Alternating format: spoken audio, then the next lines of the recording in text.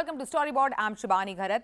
FMCG major ITC's brand Savlon has a new ambassador. But the new face of the brand is actually a hand.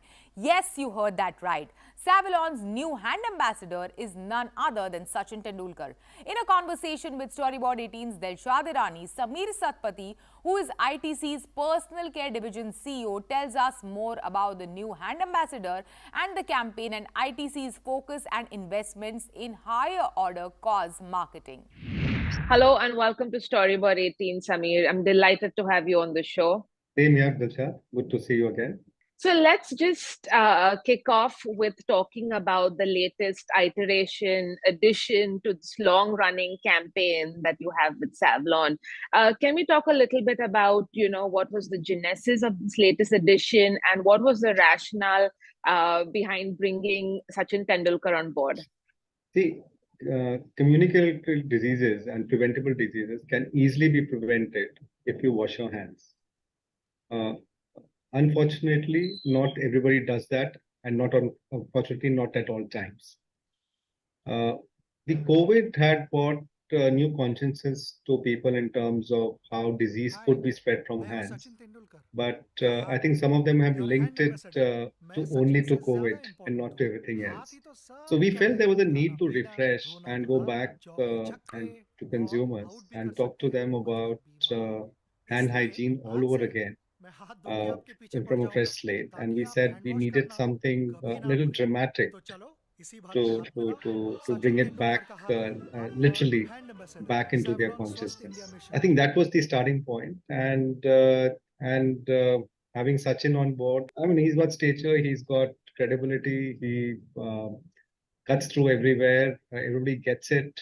And he personally, I think what we really liked was he personally was committed to this cause and had already been doing work in this area.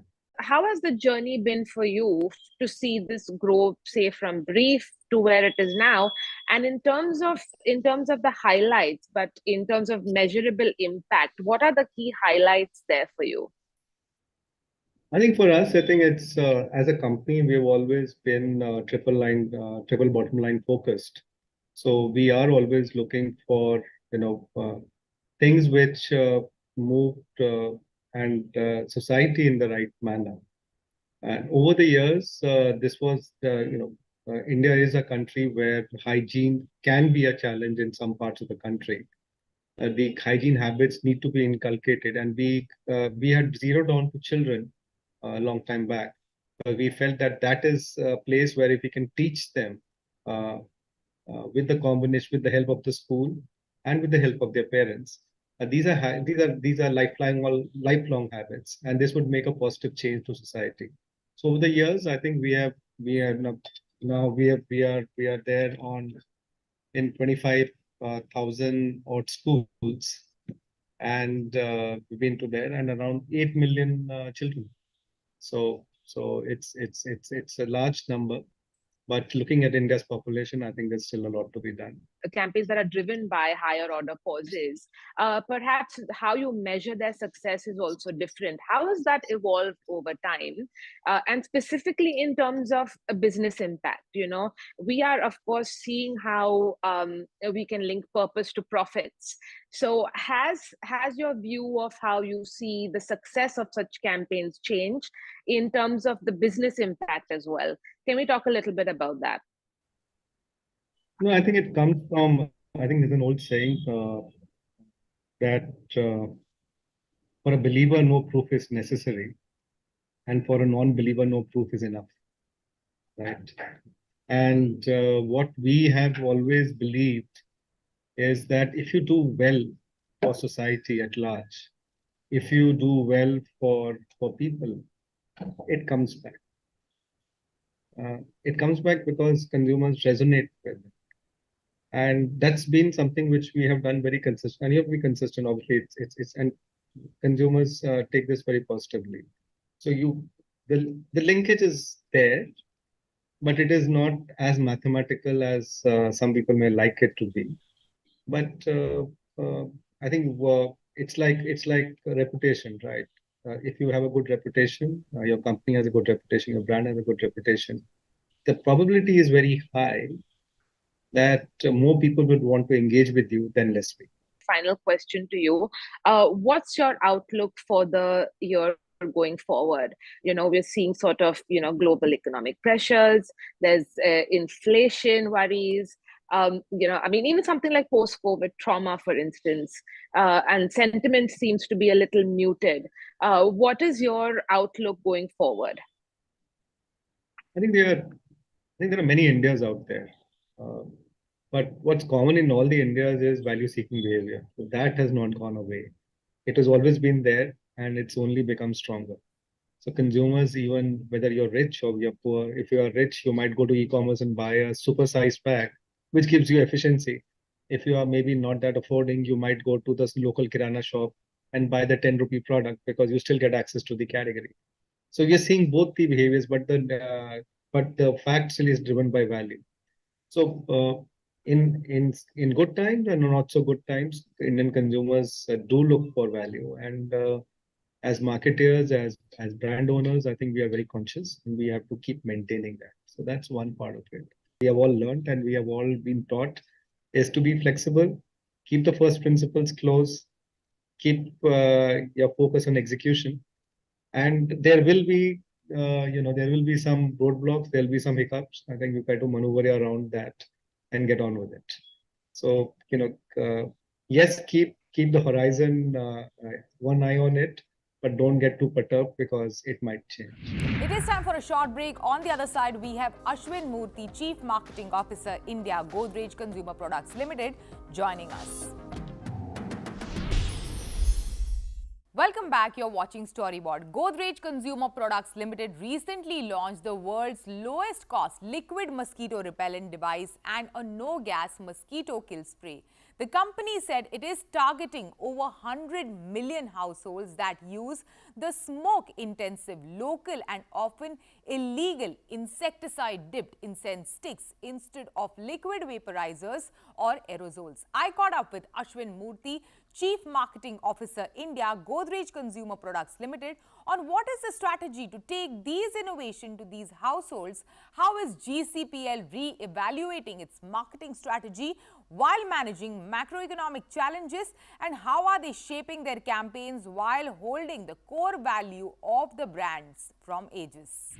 Ashwin, welcome to CNBC TV18. Thanks for having me here, Shubhani. Ashwin, so this year has begun with two exciting launches from GCPL. One is the low-cost mosquito repellent machine, and the other one is a mosquito spray without gas. Yep. Can you tell us more about these two launches, and how do you intend to, I believe the focus is on low-income households with these products. So how do you intend to reach to these households over the next few weeks, months, and this year? Thanks, Shubhani. I think, when we looked at the mosquito insecticides category from the consumer's lens, two of the largest categories in mosquito repellents are liquid vaporizer and aerosol sprays.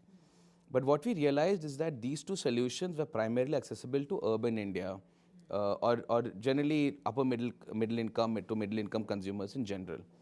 And when we went down and met lower income consumers, we realized there were about 100 million odd consumers who didn't use either of these two formats, but had the same issues. They wanted a good night's sleep that was mosquito free, they have high infestation, and they wanted instant kill to clear their rooms. And then we realized what they were using an alternative, they were burning things like coils or incense sticks. And the incense sticks are actually illegal. They are agarbattis dipped in insecticides that aren't really regulated.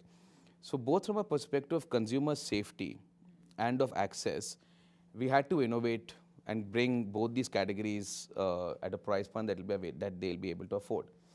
And then we realized, when we looked at both of these products that we have, so in liquid vaporizer, a product called Good Night Gold Flash, which is the top-selling liquid vaporizer across India, we realized that this machine had a dual mode. And the reason for the dual mode is, when urban homes, infestation tends not to be high throughout the night. There are periods when there are high levels of mosquitoes, and then we tend to shut the windows, put on the fan and sleep. So you don't need a standard high level of insecticide released through the night. We realized that consumers in lower income households did not really need that. They tend to sleep with the windows open. So there is a kind of a regular mosquito infestation that goes through the night. So the reason why you can give a dual mode is because there's a chip inside, it's an electrical circuit. We removed that. We also removed the plastic. So there are certain cosmetic features of the Urban Flash, which is it covers the, when the refill is put in, it covers that part. We removed it because we said, look, this may not be as necessary to consumers who want to access the benefit. So we reduced the plastic, we removed the chip, we simplified the device, and we were able to halve the price at which we could give it to consumers. Thereby really kind of expanding the access that they got. Similarly, with the aerosol spray, globally aerosols are one of the biggest formats for mosquito repellent. And then we realized that the reason for aerosol sprays to have pressurized cylinders and LPG propelled sprays is because they cover large rooms. So when you want to spray, you have a large room, you want to spray the insecticide and cover the entire room, you need something to propel it. But these consumers who had relatively smaller rooms did not need that area of coverage. So we learned from the deodorants business, which has done quite a big value disruption on adopting water-based spray. And then we realized that if you removed the pressurized cylinder and you removed the LPG propellant, you could actually give consumers really high quality, safe insecticide at a spread that works for them, and you halve the price. So we removed the price, we moved it down from the mid hundreds to 50 rupees for a month protection. And now, the launch has happened, but comes the part where, it has to reach as many households that you intend to take it to.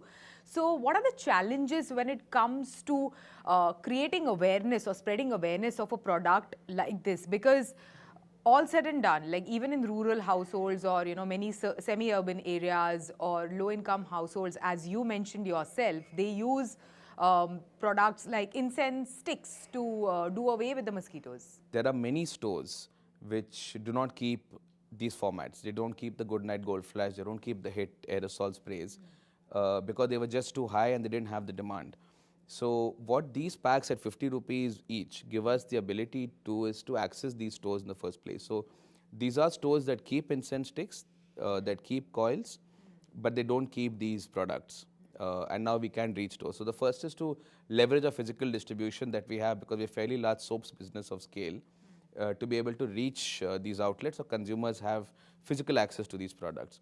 The second is on building mental availability. So both these price points will be advertised, and we're also going to be investing in rural marketing and rural reach, which we were not at the same level in the past. To get consumers who were not purchasers of Goodnight or Hit, there are quite a large number of them, 100 million is our estimation, to be aware that now these products exist and are accessible at a price that they will find convenient. How significant is the insecticide repellent business for GCPL? It's a large business for us. A large category, it's about 6,500 crores. It's a large category in India.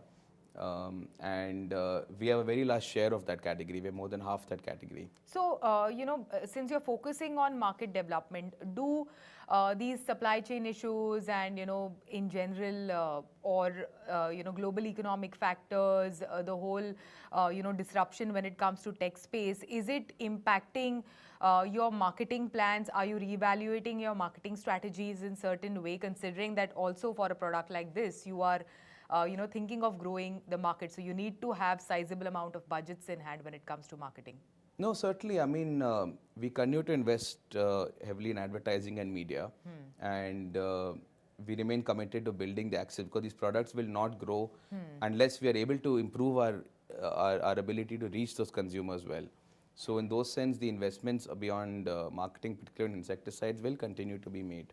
As technology improves and certain media becomes more accessible than others in terms of both its scale and its pricing. So many parts of rural, we've discovered that rural digital is larger than TV in certain cases in driving reach. So we kind of follow scale and we follow pricing with our marketing investments. So as technology develops and as markets evolve, we will keep staying in pace with those opportunities there. Product like this, which is taking an insecticide repellent to smaller income households, or an ad by Synthol that reflects the aspirations of women of today. Very different from the kind of advertising that we have seen from GCPL in the past. So are you moving towards, reaching out to more Bharat, more India per se? I think it comes down to insight. So, for example, in Synthol, there's a history of fine advertising, you know, and brands evolve with consumers. So, Synthol is a great case of a brand which for 70 years, in fact its 70th year this year, has been able to keep pace with how consumers have changed. So, started off with a lot of male colonic type advertising, which some of it is quite iconic, with Vinod Khanna and then Shah Rukh Khan after that. And then in this Indian South, what we've realized is, you know, consumers tend to share soaps. It's not just a male soap in the house or a female soap in the house. Consumers tend to share soaps in the house.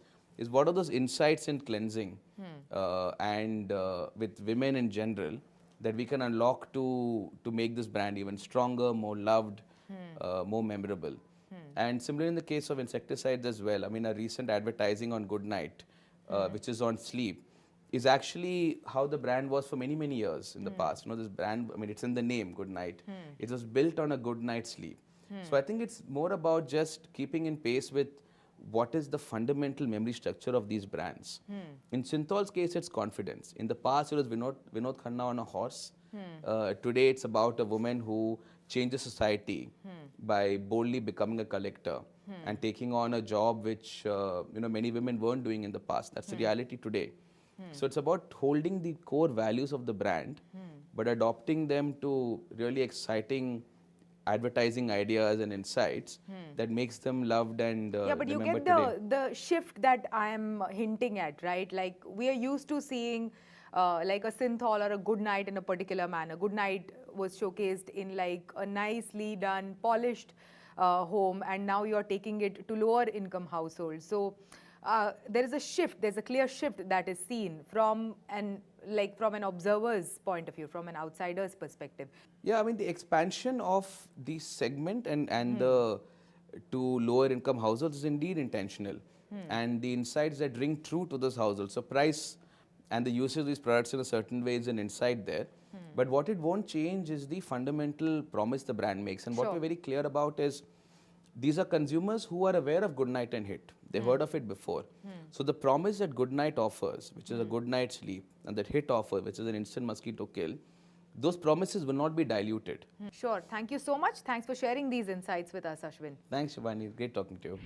It is time for a short break. On the other side, we have Shubhranshu Singh, Vice President, Marketing, Domestic and IB Tata Motors. And we also have this week's notice board.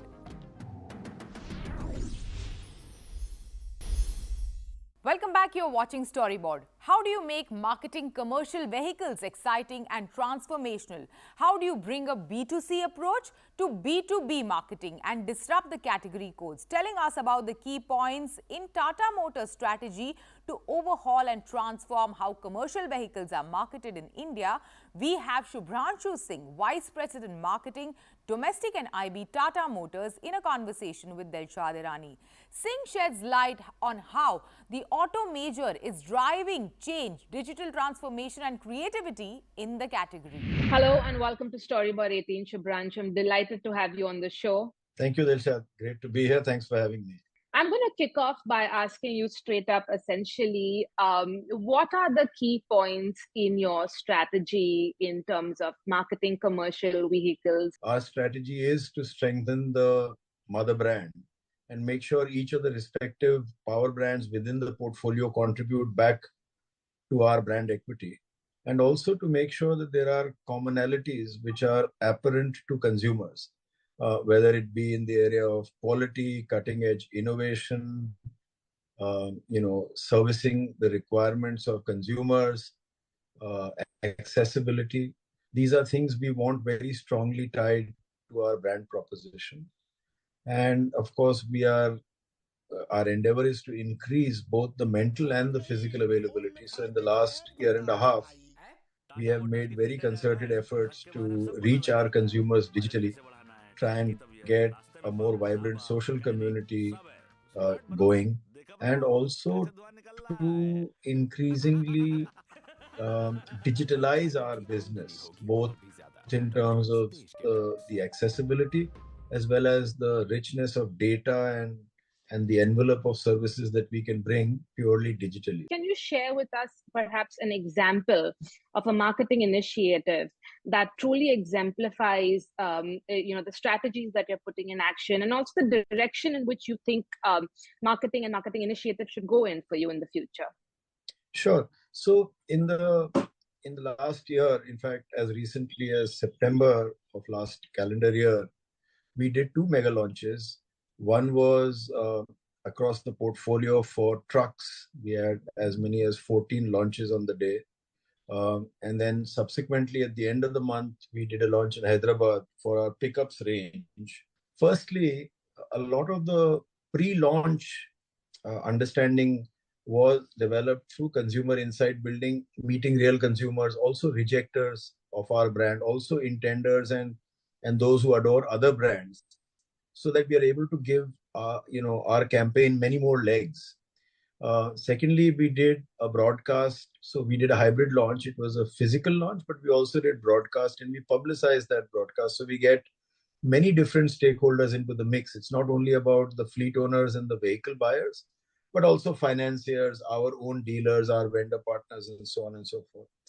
And then critically, we have experimented throughout this year with influencers, national influencers, micro and nano influencers, carrying our messages in local languages, and trying to do that with the context of that specific city, that particular district, that given taluka. Now, what that helps to build is relational familiarity. So if I'm talking about carriage of fisheries products, and I'm talking to shrimp farmers in coastal Andhra Pradesh, if I'm talking to them, in their tongue, if I'm talking to them in Telugu, if the influencer who's talking to them has been there, done that, and if I'm able to give enough testimonials for people like them, then it just builds a richness of texture. So it gets picked up and digested that much easier.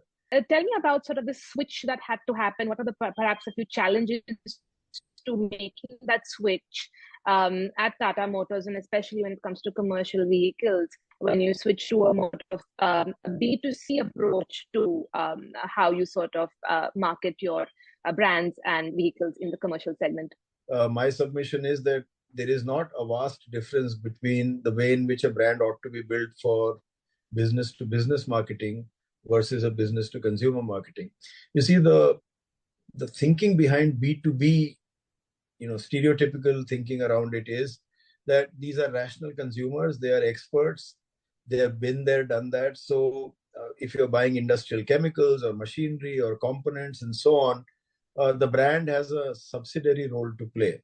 But if you go back to the basics of what a brand stands for, right, to create a memory structure, to be viably differentiated, to stand for a promise, to be a hallmark and a sign of quality. All of these things are, in fact, more applicable in B2B than perhaps even in B2C. Secondly, the way in which the brand plays out in a business-to-business environment has many more stakeholders, whether it is regulatory agencies, finance partners, service partners, manufacturing partners, and so on. So we are addressing the brand as a bearer of many more inputs than just a consumer packaged kind of a goods environment. Last but not the least, you will see this duality. If you talk of some of the most powerful brands in the world, whether it's a Microsoft or an Intel or an IBM or a SAP, all of or Dow or 3M or DuPont, all of these are powerfully B2C, but also in terms of revenues and profitability, substantively B2B. And in many parts of our portfolio, we have all three models. So for example, the small commercial vehicles business, which is it's the largest volume business in our portfolio.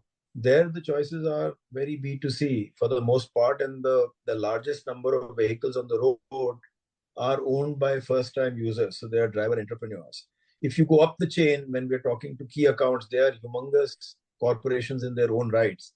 So that follows a B2B and a more CRM-oriented modality. Well, thank you so much for your time. It was great chatting with you. Thank you, Dilshad. And now it's time for this week's notice board. Jio Cinema kicked off its Tata IPL campaign titled Digital India Ka Digital Tata IPL, starring cricketers MS Dhoni and Surya Kumar Yadav.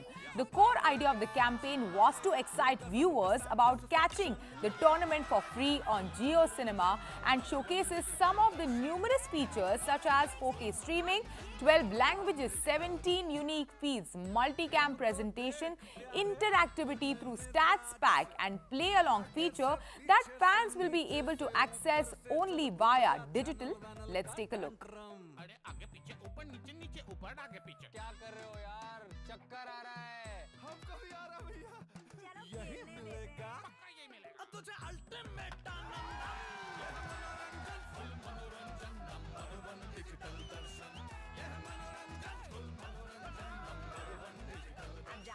देखो अपना Tata IPL देख तो रहे digital Tata IPL. With that, it's a wrap on Storyboard this week. You can catch all of our content on Facebook, Twitter and YouTube. Thanks for watching. We will be back same time next week. See you soon.